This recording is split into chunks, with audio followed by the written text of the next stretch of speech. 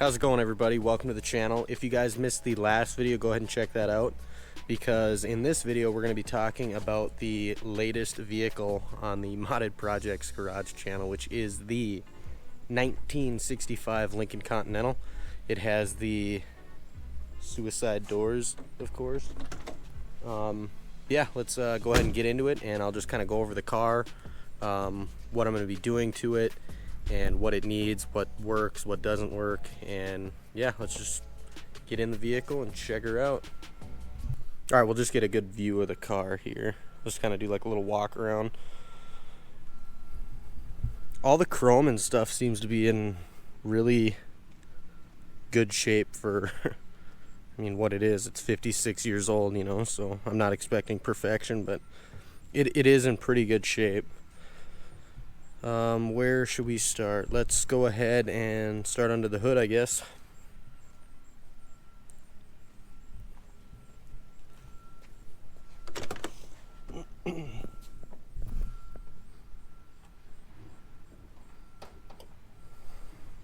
So elegantly, the hood pops.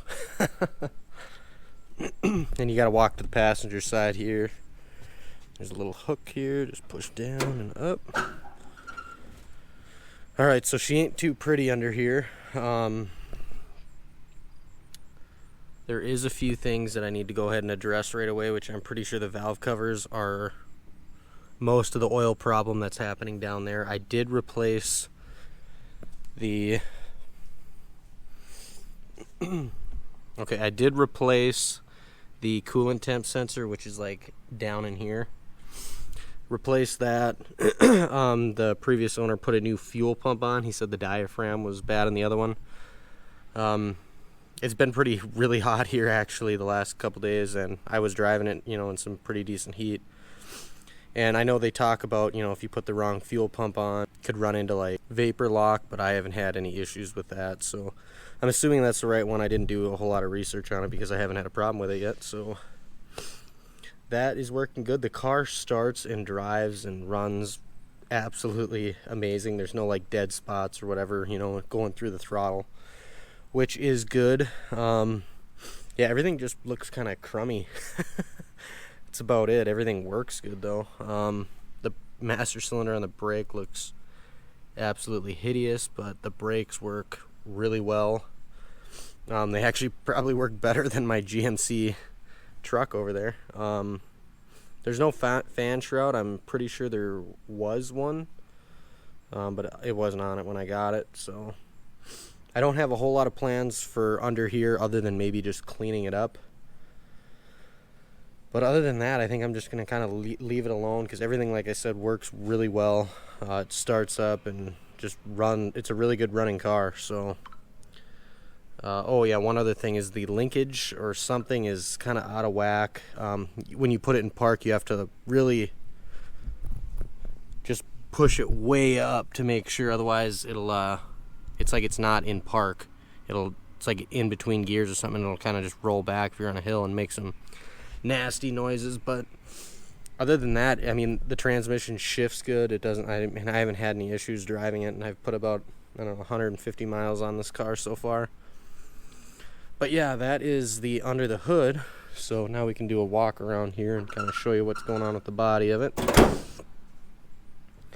So overall, I would say the thing's in pretty good shape. The chrome is in really good shape. There's like a ding right there, but like nothing dramatic or anything that's horrible, you know. It looks really good.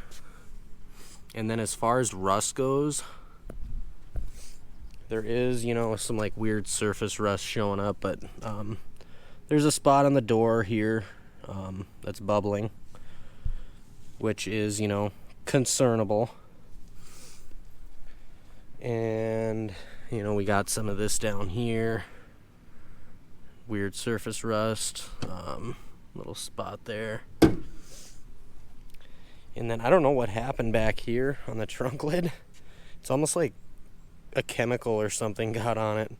Just the way, you know, like look at this, is like dripping down. It's not actually rusted right there. It's just embedded into the paint, so that's gonna have to get buffed out. And A lot of this will clean up, I think, with just a buffing and, a little bit of touch-up until I get it painted. But, so yeah, we got a little bit of rust down here. This is probably the worst spot. There's actually, it's rusting through a little bit. I don't know if you can see that. And then another spot on the rear door here. And looks like something's starting down here. But that is about it for the rust, really. I mean, it's got some paint chips and stuff on the hood. Same kind of deal with what's going on that trunk lid. But the paint overall is in pretty good shape, I would say. Could use a good buff just to shine her up a little bit more, but there's a couple dings. There's like a ding up here, and I know I seen somewhere else, but I can't remember where it's at. But overall, the body is really straight.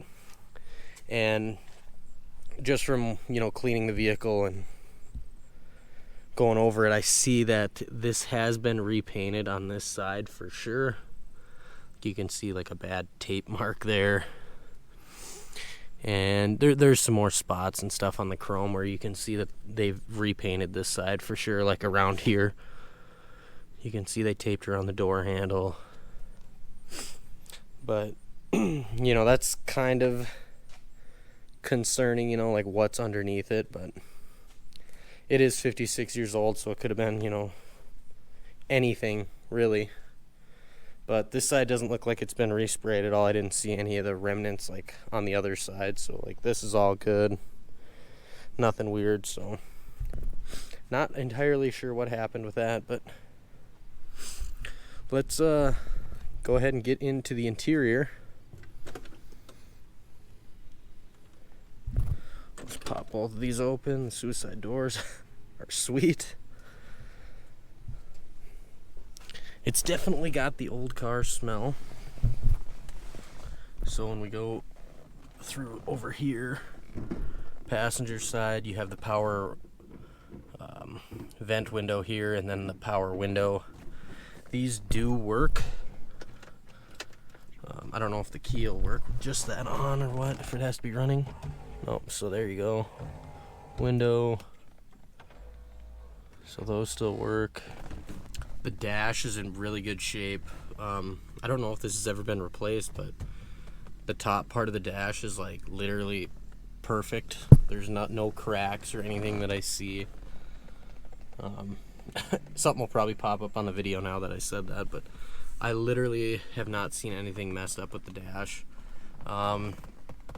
This is all in really good shape. This car is not an AC car, but we'll kind of get into that here at the end. The clock is not working. I don't know what I need to do to get that working, so if anybody watching this knows, go ahead and let me know, but I haven't done any research on it to figure out how to get it working again.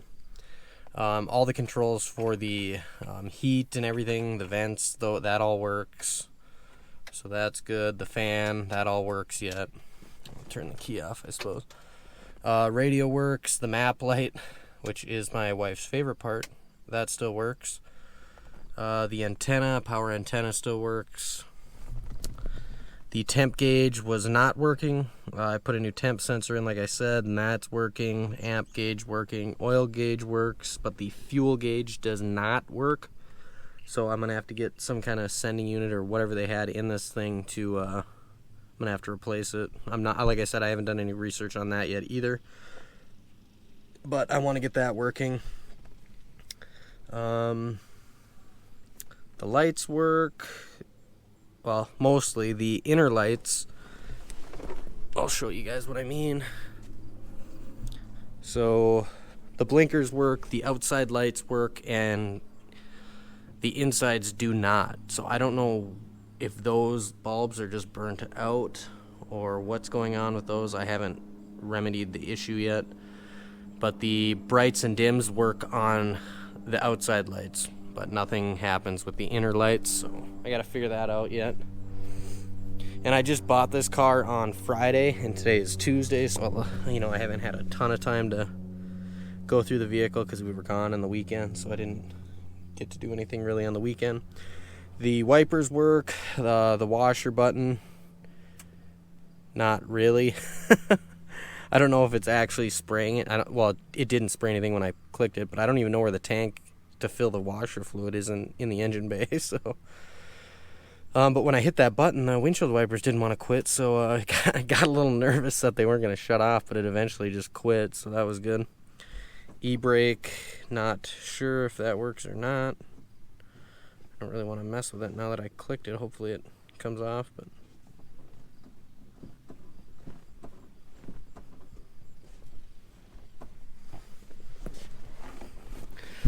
probably just screwed myself somehow. Oh no, there's another pedal up there. Let's see if that pops off now. Nope. Why is everything like vacuum regulated? Okay, that or I have no idea what I'm clicking here. I feel like that was for the brake. But, alright, so this is obviously not powered, so that's for the window, the rear side view mirror. That works. So these two buttons working, those are for these windows here. These two work for the front and rear. And these two buttons do not work. Well, one does. It's this window here that does not make any noise or anything like it even wants to roll down. And then the window over on this side in the rear, you can hear the motor running, but nothing's moving. But it is getting power every time you hit the button, so, you know, I don't know, that could be a myriad of issues, I guess, but hopefully it's just like a gear in the motor. So I'm gonna have to get that looked at. But overall, the interior in here is actually in really good shape, other than the old car smell. But yeah, here are the seats here. Overall, they're in good shape, I would say, for being as old as they are. You know, they're not torn up or anything. They're just a little dirty. Here's the seats here. The floor mats are not Lincoln Continental floor mats, so I'm gonna have to get those replaced because I don't like the look of those. But this got burnt up pretty bad from, I'm assuming, just sunbaked, you know. But it's not like peeling or anything, you know. So I think this can just get resprayed with, you know, some kind of paint or whatever you could paint this with to just get the color back so it doesn't look like that, you know. That looks pretty hideous. Yeah, I still have all the original lighters, and the ashtray are in here, and the lights actually still work. When the lights are on, there's like a light that goes in here and lights it all up, so that's kind of cool. Oh, another thing, the door locks are not working. I found, well, I didn't find, I guess my buddy Burnley found this hose here, which we're assuming are for the door locks. It was in the ashtray originally. The previous owner actually like dumped the ashtray out, and that was in the ashtray, so we're hoping that, you know, it's just a vacuum line somewhere up front, because when you hit the button you can hear the vacuum, you know. If you guys can hear that, but yeah, that's pretty much it for the interior. Everything's in there that I could tell. You know, the seat belts still work, and they're there. The headliner, I'd say overall is in pretty good shape. The only weird spot is right above that light there. But yeah, all the trim and everything is here. You can pop the trunk here and show you guys what's in the trunk, other than a pile of room.